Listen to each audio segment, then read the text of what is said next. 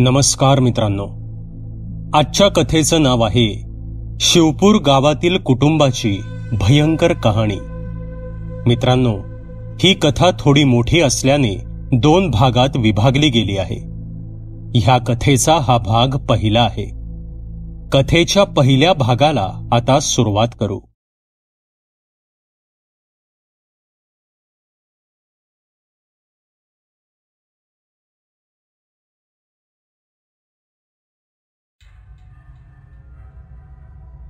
भारताच्या दक्षिणेकडील एका छोट्याशा खेड्यातील ही कहाणी आहे. 1970चा तो काळ होता. शिवपूर, एक छोटंसं गाव, नारळाच्या झाडांनी वेढलेलं, मंदिरं असलेलं, एक छोटा नदी किनारा लाभलेलं आणि जुनी वाड्यासारखी घरं असलेलं. हे गाव बाहेरून साधं सरळ दिसत असलं तरी गावकरी मात्र जुन्या काळापासून भूतप्रेत, तांत्रिक शक्ती आणि देवदेवतांच्या कृपेविषयी प्रचंड श्रद्धा बाळगून होते. त्या गावातल्या मुख्य रस्त्यापासून थोडं आत एक वाडा उभा होता, देसाई वाडा. ह्याच वाड्यात काही महिन्यांपूर्वी देसाई कुटुंब राहायला आलं होतं. आधी ते ह्याच गावात वेगळीकडे राहत होते, पण आता त्यांनी हा वाडा विकत घेतला होता. रमेश देसाई, त्यांची पत्नी सीमा देसाई, त्यांची 8 वर्षांची मुलगी रेशा देसाई आणि त्यांची मोठी मुलगी अनिता देसाई.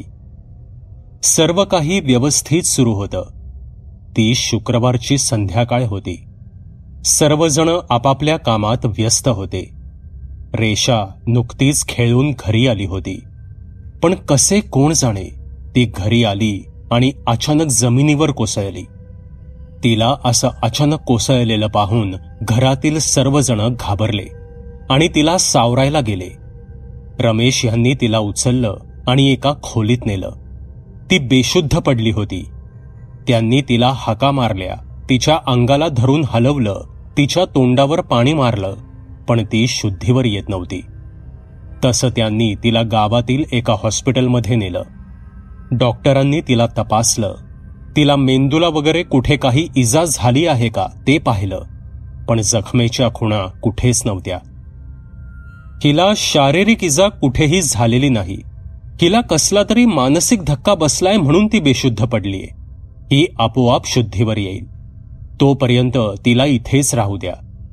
तुमच्यापैकी कोणीतरी आज हिच्याबरोबर इथेच थांबा. माझ्या मते आज रात्री किंवा जास्तीत जास्त उद्या सकाळपर्यंत ती आपोआप ठीक होईल, डॉक्टर म्हणाले. तसे सीमाने हॉस्पिटलमध्येच थांबायचं ठरवलं आणि बाकी सर्वजण घरी निघून गेले. सीमा खूप वेळ जागीच होती. रेशा शुद्धीत येण्याची ती वाट पाहत होती, पण खूप वेळ झाला रेशा अजून सुद्धा बेशुद्धच होती. काही वेळाने सीमाचा डोळा लागला. दुसऱ्या दिवशी सकाळी सीमाला कसल्या तरी आवाजानं जाग आली. तिच्या कानावर एक हाक ऐकू आली, आई. तसे सीमाने डोळे उघडून पाहिलं तर रेशा तिला हाका मारत होती. सीमा लगेच तिच्या जवळ गेली आणि तिने रेशाला मिठी मारली. तिने तिथल्या एका नर्सला रेशा शुद्धीत आल्याचं सांगितलं. तसे नर्स डॉक्टरांना बोलवायला गेली. काहीच वेळात घरातील सर्वजण हॉस्पिटलमध्ये पोचले. रेशाला शुद्धीत आलेलं पाहून सर्वजण खुश झाले. त्यांच्या पाठोपाठ डॉक्टर सुद्धा खोलीत आले. त्यांनी रेशाला पुन्हा तपासलं. ही आता एकदम ठीक आहे, तुम्ही हिला घरी घेऊन जाऊ शकता, डॉक्टर म्हणाले. तसे सर्वजणांना आनंद झाला. त्यांनी हॉस्पिटलमधील सोपस्कार उरकले आणि रेशाला घरी आणलं. पण त्या दिवसापासून रेशामध्ये बदल झाला होता. एरवी हसणारी, खिदळणारी रेशा आता घरात एकदम शांत शांत राहू लागली होती. घरातील लोकांना हा बदल लक्षात आला होता. तिच्या चेहऱ्यावर कायम एक भीती दाटलेली असायची. घरातील लोक खूप वेळा तिला विचारायचे, काय होतंय तुला, पण त्यावर ती काहीही बोलायची नाही. त्याच हॉस्पिटलमधील त्याच डॉक्टरांना देसाई कुटुंबियांनी रेशामध्ये झालेला बदल सांगितला. डॉक्टरांनी त्यांना मानसोपचार तज्ज्ञांना भेटण्याचा सल्ला दिला. देसाई कुटुंबांनी ते सुद्धा करून बघितलं. 2-3 मानसोपचार तज्ज्ञांना रेशाला दाखवलं, पण त्यांनी सर्वांनीच हात वर केले होते. कुणाला काहीच समजून येत नव्हतं. रेषा हळूहळू निस्तेज व्हायला लागली होती. तिने खाणंपिणं सुद्धा कमी केलं होतं. ती अशक्त होऊ लागली होती. रेषामधील झालेल्या बदलाने देसाई कुटुंब पार खचून गेलं होतं. एके दिवशी सीमा गावातील हनुमानाच्या मंदिरात गेल्या. त्या खूप उदास झाल्या होत्या. त्यांच्या डोळ्यात अश्रू होते. गाव छोटं असल्याने कोणाच्या घरात जर काही विशेष घडलं असेल तर ते गावभर लगेच पसरायचं. त्या मंदिरातील पुजाऱ्यांना सुद्धा रेषाच्या बाबतीत जे काही घडलं होतं ते माहीत पडलं होतं. तसे ते सीमाकडे आले आणि म्हणाले, देसाईबाई, प्रारब्ध कोणालाच चुकलेलं नाही. तुमच्या कुटुंबाच्या बाबतीत जे काही घडतंय त्याला धीरानं सामोरे जा. तुम्ही बऱ्याच साऱ्या तज्ज्ञांना रेषाला दाखवलंय, पण काहीच उपयोग झालेला नाही. मला हा काहीतरी वेगळा प्रकार वाटतोय. हे नक्कीच काहीतरी बाहेरचं आहे असा माझा कयास आहे. म्हणजे नक्की काय म्हणायचंय तुम्हाला गुरुजी? सीमाने विचारलं. मी खात्रीपूर्वक तर सांगू शकत नाही, पण मला असं वाटतंय की रेषावर कुठल्या तरी भयंकर प्रेत आत्म्याचा कब्जा असण्याची शक्यता आहे. ते ऐकून सीमा एकदम घाबरल्या. पुजारी पुढे बोलू लागले, तुम्ही सर्व प्रयत्न करून बघितले आहेत तर मग हा सुद्धा एक उपाय करून बघा. आपल्या गावापासून साधारण 200 किलोमीटरवर सारंगखेड नावाचं एक छोटं गाव आहे. त्याच गावातील एका डोंगरावर राम हिरेमठ नावाचे एक व्यक्ती राहतात. रेषाला त्यांच्याकडे न्या. एकदा त्यांना सुद्धा दाखवून घ्या. कदाचित काहीतरी उपयोग होईल, पुजारी म्हणाले. अहो, पण ती कुठे बाहेर येत नाही. घराच्या बाहेरच काय, आता तर ती तिच्या खोलीतून सुद्धा बाहेर येत नाही. सतत तिच्या बेडवर पडून असते, सीमा म्हणाल्या. हरकत नाही, मग तुम्ही स्वतः त्यांना जाऊन भेटा. त्यांना सर्व काही सविस्तर सांगा. ते स्वतः तुमच्या घरी येऊन रेषाला बघतील. फार ज्ञानी, दयाळू आणि देव माणूस आहे तो, पुजारी म्हणाले. पुजाऱ्यांच्या या बोलण्याने सीमाला थोडा धीर आला. त्यांनी हनुमानाला आणि पुजाऱ्यांना नमस्कार केला आणि त्या घरी परतल्या. पुजाऱ्यांनी सांगितलेलं सर्व काही त्यांनी रमेश यांना सांगितलं. तसे रमेश सुद्धा घाबरले आणि सारंगखेडला जाऊन राम हिरेमठ यांना भेटण्यासाठी लगेच तयार झाले. आपल्या मुलीसाठी ते काहीही करायला तयार होते. 2 दिवसांनी भल्या पहाटे रमेश आणि सीमा राम हिरेमठ यांना भेटण्यासाठी सारंगखेडला रवाना झाले. 5-6 तासांचा प्रवास करून ते सारंगखेडला पोचले. त्यांनी सारंगखेड गावात राम हिरेमठ यांच्याबद्दल विचारलं असता तिथल्या स्थानिक लोकांनी त्यांना राम हिरेमठ यांच्याकडे कसं पोचायचं ते सांगितलं. तसे सीमा आणि रमेश त्या डोंगराच्या पायथ्याशी येऊन पोचले. तिथल्या स्थानिक लोकांना त्यांनी पुन्हा एकदा राम हिरेमठ यांच्या घराचा पत्ता विचारला. तसे लोकांनी त्यांना त्याच डोंगराच्या टोकाच्या दिशेने बोट दाखवून इशारा केला. रमेश आणि सीमा यांनी डोंगराच्या वरच्या भागाच्या दिशेने नजर टाकली. तसे त्यांना देवळासारखं दिसणारं एक घर दिसलं. घराला पांढरा रंग होता. घराचं छत हे देवळाला जसा कळस असतो तसंच होतं. त्या कळसावर एक भगवा झेंडा फडकत होता. त्या घरात शंखनाद होत होता आणि त्याचा आवाज खालपर्यंत ऐकू येत होता. कसे कोण जाणे, पण त्या घराकडे पाहूनच सीमा आणि रमेश ह्यांना खूप धीर आला. त्यांनी डोंगराच्या पायथ्याशी असलेल्या गणपतीचं दर्शन घेतलं आणि ते तो डोंगर चढायला लागले. सकाळचे 11 वाजून गेले होते. ऊन जास्त नव्हतं. हवेत गारवा होता. चहूबाजूंनी हिरवीगार झाडं होती. मध्येच काही छोटी छोटी मंदिरं सुद्धा होती.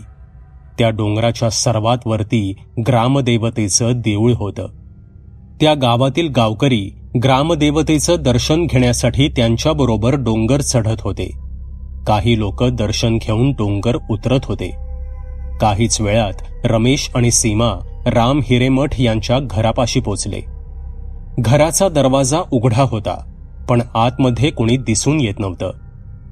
राम हिरेमठ आहेत का घरात? सीमाने बाहेरूनच विचारलं. नमस्कार, मीच राम हिरेमठ. त्यांना त्यांच्या मागून आवाज आला. तसे त्यांनी मागे वळून बघितलं. त्यांच्या मागे एक 50-55 वर्षांचे गृहस्थ उभे होते. त्यांनी पांढरे शुभ्र कपडे परिधान केले होते. कपाळाला केशरी टिळा होता. त्यांच्या हातात आणि गळ्यात रुद्राक्षाच्या माळा होत्या. नुकतीच पूजा उरकली. पूजेचं पाणी विसर्जित करण्यासाठी गेलो होतो. या, आत या, हिरेमठ म्हणाले. तसे तिघे आत गेले. हिरेमठ यांनी त्यांना आतमधील खुर्चीवर बसण्यास सांगितलं. त्यांनी त्यांच्या घरातील देवांना नमस्कार केला आणि ते सुद्धा एका खुर्चीत बसत म्हणाले, बोला, मी आपली काय मदत करू शकतो? त्यांच्या चेहऱ्यावर एक प्रसन्नता होती. चेहऱ्यावर एक हलकं स्मित होतं. नमस्कार, मी रमेश आणि ही माझी पत्नी सीमा. रमेश यांनी त्यांची आणि आपल्या पत्नीची ओळख करून दिली आणि त्यांनी रेषासोबत जे काही घडत होतं ते सर्व हिरेमठ यांच्या कानावर घातलं. तुम्ही जे काही मला सांगितलं आहे ते सर्व मला व्यवस्थित समजलंय. काहीच वेळात आपण तुमच्या गावी जायला निघू. तुमच्या मुलीला प्रत्यक्षात पाहूनच मग आपल्याला पुढील कार्याची दिशा ठरवावी लागेल. पण आपल्याला आधी ह्याची खात्री करून घ्यायला हवी की तुमची मुलगी खरंच बाधित आहे का हे मानसिक आहे, हिरेमठ म्हणाले. म्हणजे तुम्ही आमच्या बरोबर आजच आमच्या घरी येताय? सीमाने विचारलं. हो, उगाच विलंब नको, पण त्याआधी आपण वरील ग्रामदेवतेच्या देवळात जाऊ. तुम्ही खूप मोठा प्रवास करून आला आहात आणि पुन्हा आपल्याला मोठा प्रवास करायचा आहे. वरील मुख्य देवळात रोज सकाळ, दुपार आणि संध्याकाळ महाप्रसाद असतो. आपण जेवण करू आणि मग निघू. मी आलोच, असे म्हणत हिरेमठ आतल्या खोलीत गेले. त्यांचं बोलणं ऐकून आणि त्यांनी दाखवलेल्या तत्परतेने रमेश आणि सीमा आश्चर्यानं एकमेकांकडे बघतच राहिले. काहीच वेळात हिरेमठ बाहेर आले. चला, महाप्रसादाला चला, हिरेमठ म्हणाले आणि ते तिघे वरील मुख्य देवळाकडे जाऊ लागले. हिरेमठ दिसताच खालून वर चढणारे आणि वरून खाली येणारे गावकरी त्यांच्या पाया पडू लागले. तसे त्यांना हाताने उठवत ते पुढे जाऊ लागले. काहीच वेळात ते देवळात पोचले. देऊळ बरंच मोठं होतं. महाप्रसादाला नुकतीच सुरुवात झाली होती. त्यांनी ग्रामदेवतेचं दर्शन घेतलं, महाप्रसाद घेतला आणि ते पुन्हा खाली हिरेमठ यांच्या घरी आले. तुम्ही थोडा वेळ बसा, मी आलोच, हिरेमठ म्हणाले आणि ते पुन्हा आतील खोलीत निघून गेले. काहीच वेळात ते बाहेर आले. त्यांच्या हातात एक कापडी भगवी पिशवी आणि एक सुटकेस होती. चला निघू आपण, हिरेमठ म्हणाले आणि ते तिघे डोंगर उतरू लागले. पायथ्याशी येताच हिरेमठ यांनी तिथे असलेल्या गणपतीचं दर्शन घेतलं. तसे रमेश आणि सीमाने सुद्धा दर्शन घेतलं आणि ते बस स्थानकाकडे रवाना झाले. शिवपूर गावात पोचेपर्यंत त्यांना रात्रीचे 9 वाजून गेले होते. काहीच वेळात ते वाड्यावर पोचले. गावात वीज गेली होती, त्यामुळे सर्वत्र अंधार होता. इतक्यात वाड्यातील 2-3 गडी माणसं आणि अनिता कंदील घेऊन वाड्याच्या दारापाशी आले. त्यांनी त्या तिघांना आत वाड्यात घेतलं. कुठे ती, हिरेमठ यांनी विचारलं. तसे सीमा त्यांना रेषाच्या खोलीत घेऊन गेली. मागोमाग सर्वजण तिथे आले. आई, आत्ता काही वेळापूर्वी रेषा काहीतरी झोपेतच बडबडत होती. जास्त ताप आल्यावर माणसं ग्लानीत कशी बोलतात तशी काहीतरी बोलत होती, अनिता म्हणाली. तसे हिरेमठ यांनी अनिताकडे पाहिलं आणि विचारलं, ती कुठल्या वेगळ्याच भाषेत बोलत होती? हो, वाटत तरी तसंच होतं, कारण ती काय बडबडत होती काहीच समजून येत नव्हतं, अनिता म्हणाली. तिचा आवाज काहीसा बदलल्यासारखा वाटत होता, हिरेमठ यांनी विचारलं. हो, मी तेच तुम्हाला सांगणार होते.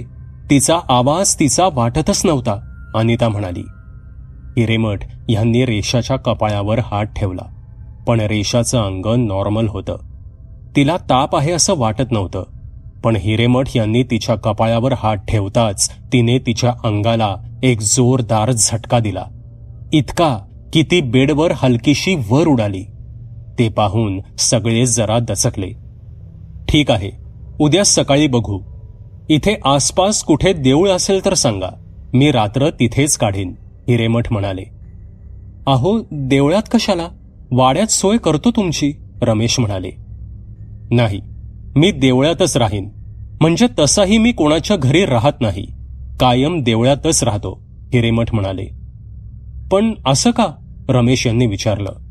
तसे हिरेमठ किंचित हसले आणि म्हणाले, नाही, त्याला काही विशेष असं कारण नाही. रात्र खूप झालीये. उद्या सकाळी 9 वाजता मी परत येईन, हिरेमठ म्हणाले. तसे रमेश यांनी एका गड्याला त्यांना एका जवळच्याच देवळात घेऊन जाण्यास सांगितलं. तसे तो गडी आणि हिरेमठ देवळाच्या दिशेनं निघून गेले. दुसऱ्या दिवशी सकाळी हिरेमठ यांनी सांगितल्याप्रमाणे बरोबर 9 वाजता ते वाड्यावर पोचले. सर्वजण त्यांचीच वाट पाहत होते. ते पुन्हा रेषाच्या खोलीत आले. रेषा अजून सुद्धा झोपेतच होती. हिरेमठ यांनी तिला निरखून बघायला सुरुवात केली. तिचे हात, हाताची बोटं, नखं, पाय, पायाचे प्रत्येक बोट त्यांनी तपासलं. आता ते तिचे डोळे तपासू लागले. त्यांनी तिचा एक डोळा उघडून पाहिला आणि अचानक रेषाने तिचे डोळे काही सेकंदाकरिता उघडले आणि परत बंद केले. पण त्यातच हिरेमठ यांना दिसलं की तिचे डोळे बदलले होते. तिच्या डोळ्यांचा रंग बदलला होता. ते पूर्ण पांढरे झाले होते. ते पाहून हिरेमठ यांच्या चेहऱ्यावरील हावभाव बदलले. या बाहेर, हिरेमठ सर्वांना म्हणाले आणि ते बाहेरील खोलीत निघून आले. त्यांच्या पाठोपाठ सर्वजण बाहेरील खोलीत आले. तसे हिरेमठ बोलू लागले. तुमच्या गावातील पुजाऱ्यांचा संशय खराय. त्यांनी जे तुम्हाला सांगितलं आहे ते खरंय. तुमच्या मुलीवर कोणी प्रेत आत्मा कब्जा करू पाहतय. तुमच्या मुलीच्या जीवाला धोका आहे. काय? पण हे असं अचानक कसं काय झालं? आता आपण काय करायचं? सीमा म्हणाल्या आणि त्या रडू लागल्या. शांत व्हा देसाईबाई. हे कसं झालं ह्याबद्दल जर सांगायचं झालं तर पुरातन काळापासून ह्या जगात 2 शक्ती अस्तित्वात आहेत. एक म्हणजे दैवी शक्ती, ज्याच्याशी आपण सगळे जोडले गेलो आहोत, ज्याला आपण मानतो, आणि दुसरी म्हणजे सैतानी शक्ती. ह्या दोन्ही शक्ती आपल्याला दिसत तर नाहीत, पण त्या अस्तित्वात आहेत. देव आणि दैत्य यांच्यातील संघर्ष पुरातन काळापासून चालू आहे आणि तो आज सुद्धा सुरूच आहे. असतात अशा काही जागा, अशा काही वस्तू, अशी काही ठिकाणं जी शापित असतात आणि त्यांच्या सानिध्यात जर एखादा मनुष्य कळत किंवा न कळत गेला तर अशा सैतानी शक्ती त्यांच्या मागे लागतात आणि कधीकधी त्या त्यांच्या जीवावर उठतात. पण अशा सैतानी शक्तींचा नायनाट करण्यासाठी दैवी शक्ती कायम त्यांच्याशी लढत असतात. रेषाच्या बाबतीत नक्की काय झालंय हे आत्ता लगेच सांगता येणार नाही. आता उरला प्रश्न, आपण काय करायचं? तर काळजी करू नका. आपण आपल्या कामाला आता सुरुवात करू. सर्वजण इथेच बसा आणि मनात देवाचं स्मरण करत राहा. मी माझ्या कामाला सुरुवात करतो, हिरेमठ म्हणाले. इतक्यात रेषाच्या खोलीतून दरवाजा आपटल्याचा आवाज आला. तसे रमेश आणि सीमा यांनी रेषाच्या खोलीकडे धाव घेतली. ते जसे खोलीत पोचले तसे त्यांना दिसलं की रेषा बेडवर नव्हती. ती खोलीत कुठेच दिसत नव्हती. तसे सीमा यांनी तिच्या खोलीतील बाथरूमचं दार उघडलं. तेव्हा तिला दिसलं की रेषा आतमध्ये जमिनीवर त्यांच्याकडे पाठ करून बाथरूममध्ये बसली होती. इतक्यात रमेश सुद्धा तिथे आले. रेषाचं असं विचित्र वर्तन पाहून दोघांना सुद्धा धक्काच बसला. रेषा, अशी बाथरूममध्ये का बसलीस बेटा? चल बाहेर ये, रमेश काळजीने म्हणाले आणि ते रेषाला उठवायला म्हणून तिच्या जवळ गेले. त्यांनी जसा तिला स्पर्श केला तसे विजेच्या वेगाने ती त्यांच्याकडे वळाली. तिच्या हातात चाकू होता. न जाणे तिने तो कुठून घेतला होता आणि रमेश यांना काही समजायच्या आत तिने तो चाकू त्यांच्या पायात घुसवला. तसे रमेश खाली जमिनीवर पडले. त्यांच्या पायातून रक्त येऊ लागलं. त्या घडलेल्या प्रकाराने घरातील सर्वजण घाबरले. तिला पकडा आणि बाहेर आणा, हिरेमठ म्हणाले. पण तिच्याजवळ जायला घरातील लोक घाबरत होते. घाबरू नका, काहीही होणार नाही. त्वरा करा, मी आहे तुमच्यासोबत, हिरेमठ म्हणाले. तसे वाड्यातील काही गड्यांनी सीमा आणि अनिताने तिला पकडून बाहेर आणण्याचा प्रयत्न केला, पण तिच्यात प्रचंड शक्ती आली होती. इतक्या जणांना सुद्धा ती ऐकत नव्हती. पण कसं तरी करून त्यांनी तिला बाहेर आणलं. तिला ह्या टेबलावर झोपवा आणि तिला पकडून ठेवा, हिरेमठ म्हणाले. तसे हिरेमठ यांनी सांगितल्याप्रमाणे तिला टेबलावर झोपवलं गेलं. रेषा पूर्ण जोर लावून उठण्याचा प्रयत्न करत होती, पण सर्वांनी तिला घट्ट पकडून ठेवलं होतं. आता हिरेमठ यांनी त्यांच्या पिशवीतून रुद्राक्षाची माळ काढली आणि त्यांनी कसलेसे मंत्र म्हणायला सुरुवात केली. इकडे रेषा जोर जोराने किंचाळत होती. काही वेळ गेला. तसे हिरेमठ यांनी ती रुद्राक्षाची माळ रेषाच्या कपाळाला लावली. तसे रेषा तडफडू लागली. तिच्या तोंडून पांढरा फेस येऊ लागला आणि काही वेळाने ती शांत झाली आणि बेशुद्ध पडली. हिरेमठ यांनी तिचे डोळे तपासले. ते आता नॉर्मल होते. तिच्या शरीराचं तापमान नॉर्मल होतं. काही वेळाने ती लगेच शुद्धीवर आली. आई, मला खूप भूक लागलीये, खायला दे ना काहीतरी, रेषा म्हणाली. तिचा आवाज नेहमीसारखा नॉर्मल होता. तिच्यात झालेला बदल पाहून, ती पहिल्यासारखी झालेली पाहून घरातील सर्वांना खूप आनंद झाला. सीमाने तिला प्रेमाने जवळ घेतलं. रमेशने आणि अनिताने तिला प्रेमाने कुरवाळलं. घरातील सर्वांच्या चेहऱ्यावर आनंद होता. सीमा रेषाला घेऊन स्वयंपाकघरात गेली आणि तिला खायला देऊ लागली. हिरेमठ, तुमचे आभार आम्ही कसे मानू आम्हाला कळत नाहीये. खूप दिवसांनी रेषाला पहिल्यासारखं पाहिलं. ती आता ठीक झालीये. तुमचे खूप उपकार झाले, रमेश म्हणाले. पण हिरेमठ यांच्या चेहऱ्यावरील चिंता खरं तर अजूनच वाढली होती.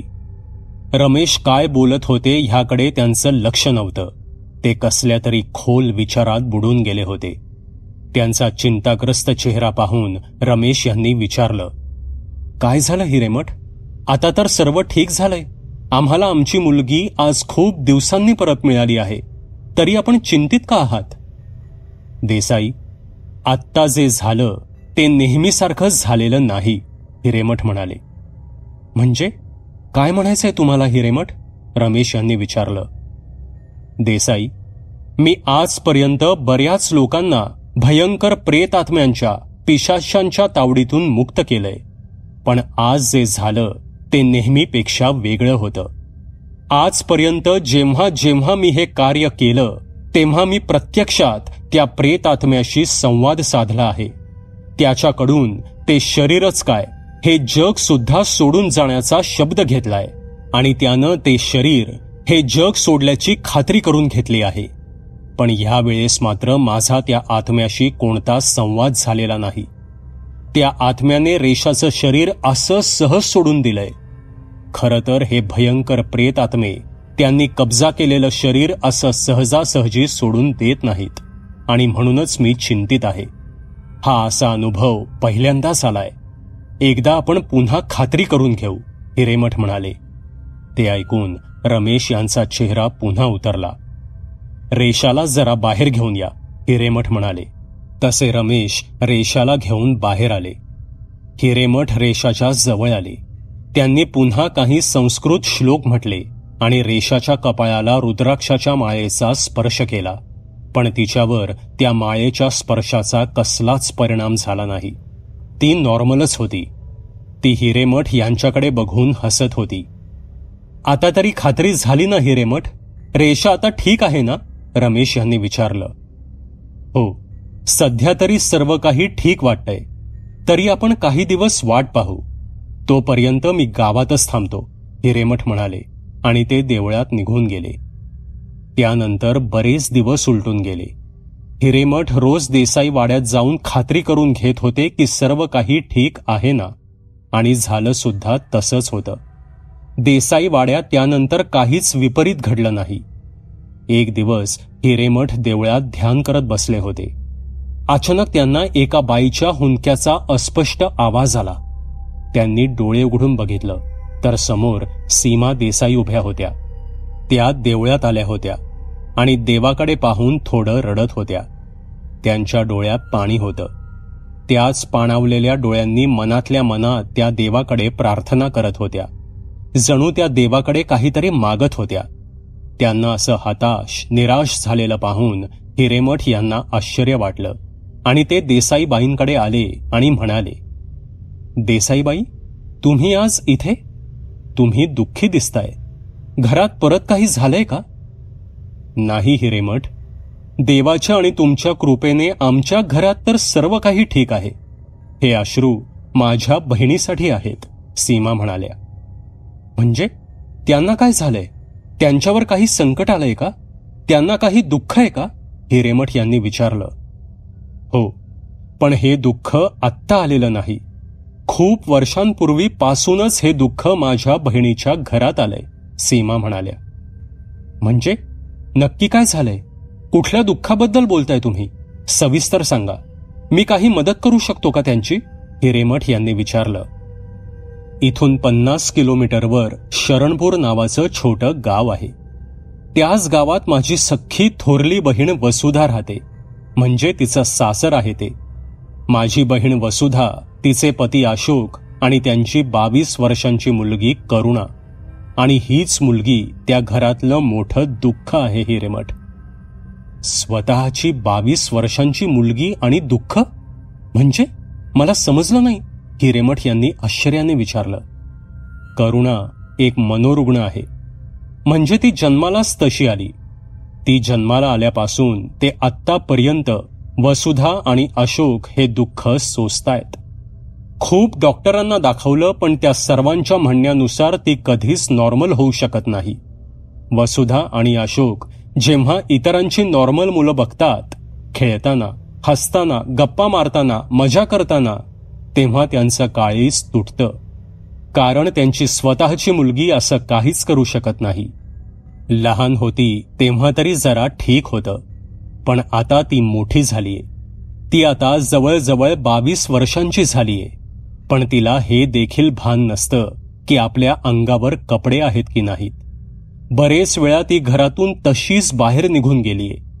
कितीतरी वेळा पोलीस कंप्लेंट करावी लागलीये. कितीतरी वेळा ती दुसऱ्या दिवशी कुठेतरी सापडली आहे. अशी बरेच वेळा ती घरातून निघून गेलीये. तिला खोलीत कोंडून ठेवणं पटत नाही. पण काळजावर दगड ठेवून हे सुद्धा वसुधा आणि अशोक यांनी करून बघितलं. पण ती संपूर्ण घर डोक्यावर घेते. तिचं ते बेभान होऊन ओरडणं, किंचाळणं खूप भयंकर वाटतं. त्यामुळे शेवटी त्यांनी तिला खोलीत कोंडून ठेवणं सुद्धा बंद केलं. तिला इस्पितळात देखील घेऊन गेलो होतो, पण तिथे सुद्धा ती राहायला तयार नव्हती. उलट ती प्रचंड हिंसक बनली होती. त्यामुळे तिला पुन्हा घरी आणलं. आत्ता 3 दिवसांपूर्वी वसुधाचा फोन आला होता. करुणा पुन्हा घरातून कुठेतरी निघून गेलीये. एरवी ती जास्तीत जास्त दुसऱ्या दिवशी सापडलीये, पण आज 4 दिवस होऊन गेले. तिचा काहीच पत्ता नाहीये. पोलीस शोध घेत आहेत, पण अजून काहीच धागेदोरे हाती लागलेले नाहीत. ती लवकरात लवकर सापडावी हेच सांगण्यासाठी मी मंदिरात आले होते. हिरेमठ, वसुधा आणि अशोक आम्हाला नेहमी सांगतात, असं जगण्यापेक्षा तिला मरण आलेलं बरं. कारण आत्ता तरी अशोक आणि वसुधा तिला कसं तरी सांभाळतायत. पण त्यांच्या पश्चात तिचं कसं होईल? कशी जगेल ती? कोण सांभाळेल तिला? न जाणे काय काय होईल तिच्याबरोबर. जग खूप निष्ठुर आहे हिरेमठ.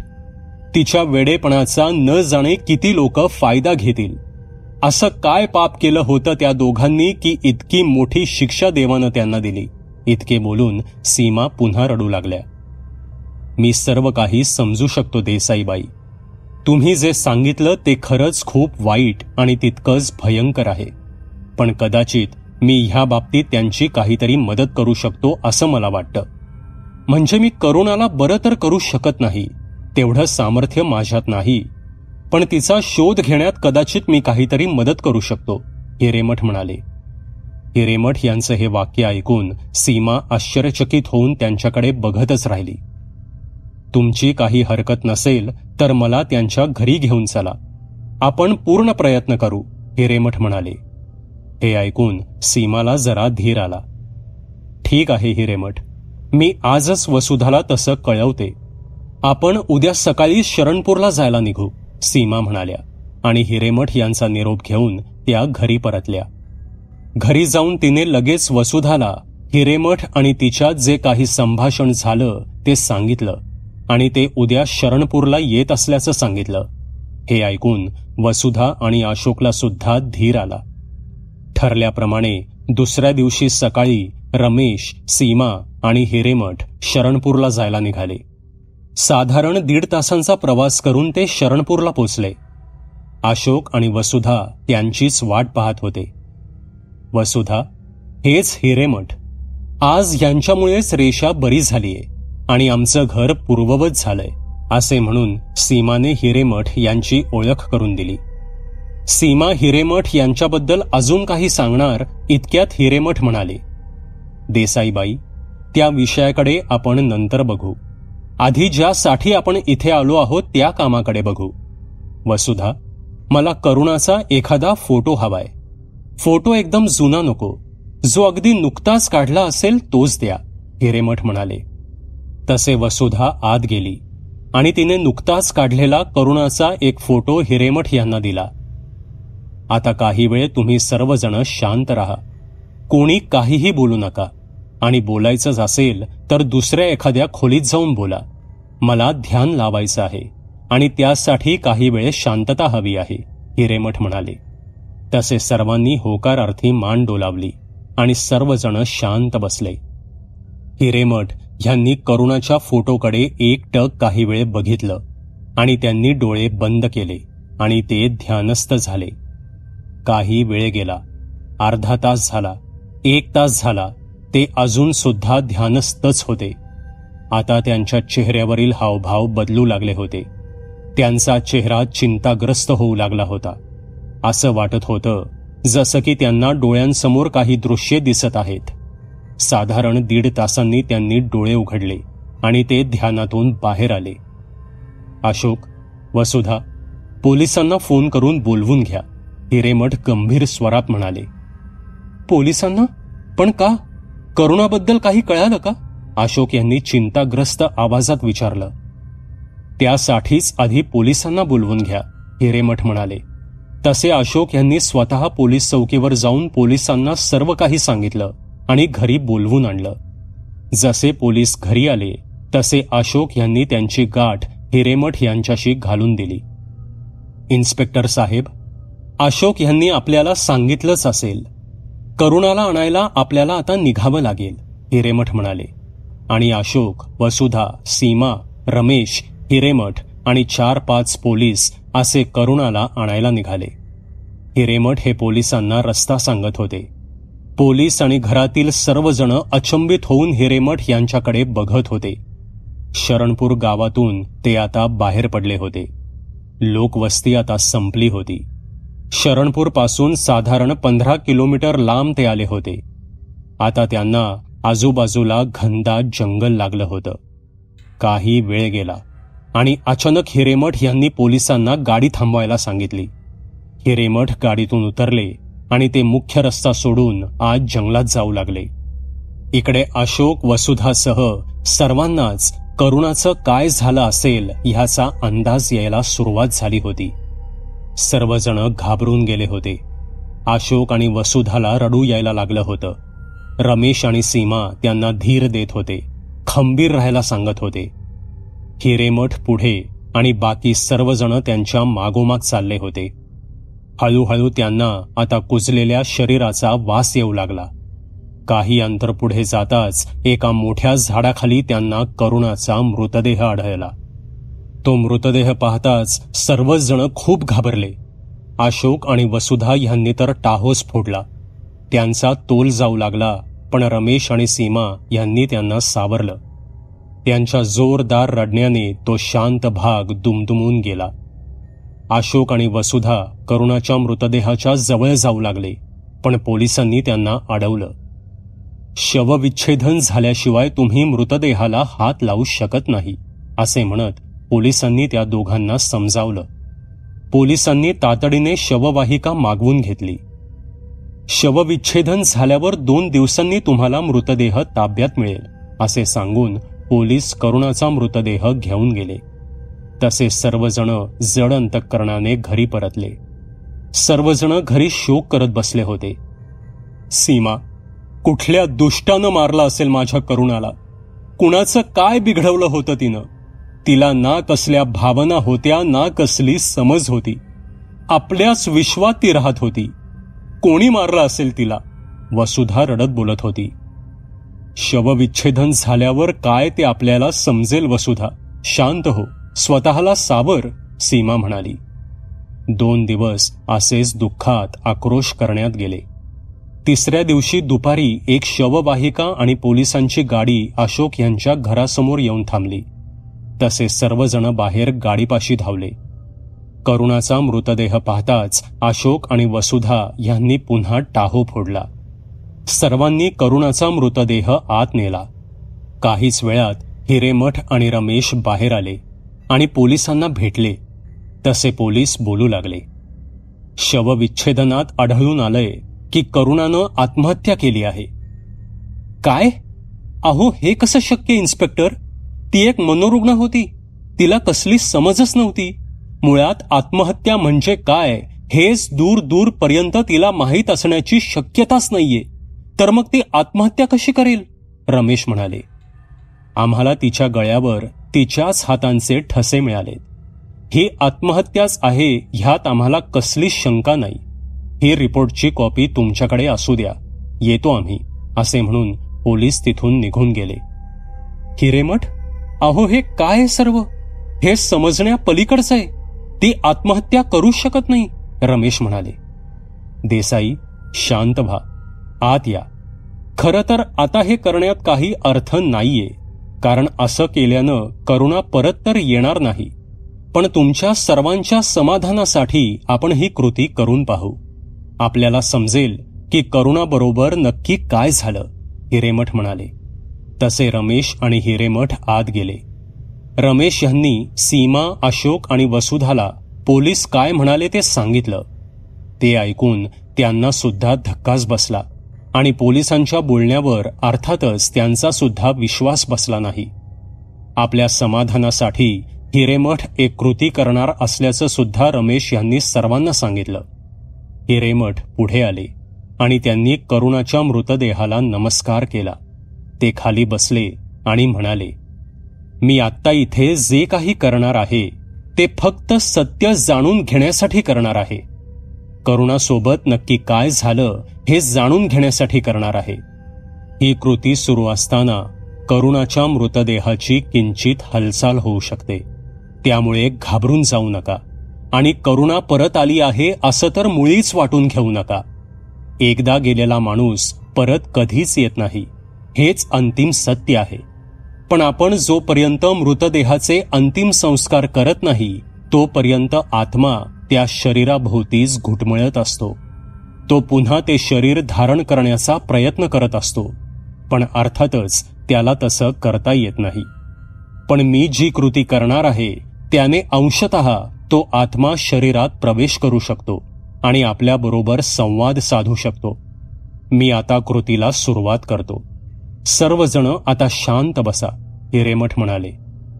ते जे काही बोलले त्याने सर्वच जण अचंबित झाले होते. मृतदेहाची हालचाल होऊ शकते, मृतदेह संवाद साधू शकतो, ही सर्वांसाठीच एक आश्चर्यकारक गोष्ट होती. पण आत्तापर्यंत हिरेमठ यांच्या ज्ञानाचा, शक्तीचा अनुभव सर्वांनाच आला होता. सर्वजण शांत झाले. तसे हिरेमठ यांनी करुणाच्या मृतदेहाला पुन्हा एकदा नमस्कार केला आणि त्यांनी करुणाच्या हातावर आपला हात ठेवला. डोळे मिटले आणि ते काही मंत्र म्हणू लागले. सर्वजण कधी हिरेमठ आणि कधी करुणाकडे बघू लागले. काही वेळ गेला तसे हिरेमठ यांच्या चेहऱ्यावरील हावभाव बदलू लागले. त्यांच्या चेहऱ्यावर भय दिसू लागलं होतं आणि आता करुणाच्या मृतदेहाची किंचित हालचाल सुद्धा होऊ लागली. तिचे हात पाय थरथरू लागले. त्याचबरोबर हिरेमठ सुद्धा थरथरू लागले होते. ते भयंकर दृश्य पाहून सर्वजण खूप घाबरले होते. त्यांच्या उभ्या आयुष्यात त्यांनी असा प्रकार बघितला नव्हता. काही वेळ गेला आणि अचानक करुणाने काही क्षणांसाठी डोळे उघडले आणि ते लगेच बंद सुद्धा झाले. तिचे डोळे जसे बंद झाले तसे तिच्या मृतदेहाची हालचाल सुद्धा थांबली आणि हिरेमठ यांनी डोळे उघडले. त्यांच्या चेहऱ्यावरील हावभावावरून असं वाटत होतं की त्यांनी खूप काहीतरी भयंकर पाहिलंय. त्यांनी हळूहळू पुढे होत करुणाचा एक डोळा उघडून पाहिला आणि तिचे डोळे पाहून ते घाबरले. करुणाचे डोळे पूर्ण पांढरे झाले होते. काही वेळ गेला. काय झालं हिरेमठ? आपण इतके घाबरलेले का वाटताय? काही कळालं का नक्की काय झालं होतं माझ्या मुलीसोबत? वसुधाने रडतच विचारलं. स्वतःला सावरत हिरेमठ म्हणाले, आधी आपण करुणाचे अंतिम संस्कार उरकून घेऊ, मग या विषयावर बोलू.